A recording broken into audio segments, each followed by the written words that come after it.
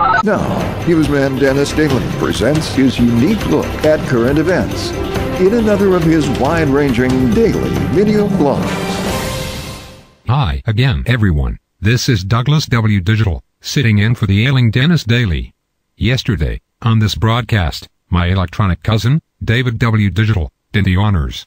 He talked about how more and more devices are using a process called either speech recognition or text-to-speech technology. One of the things he did not mention is that some systems are really not very good.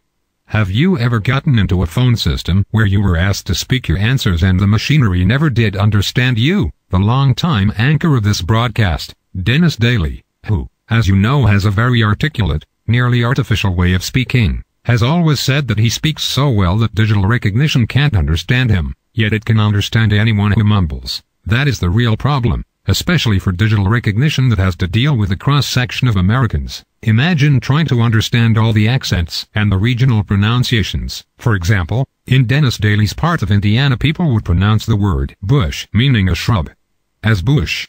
They say fish instead of fish. So, you see the problem.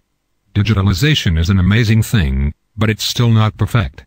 I don't know about you, but I hope that Dennis gets his voice back soon. He even gave his call to Bob Whitmore.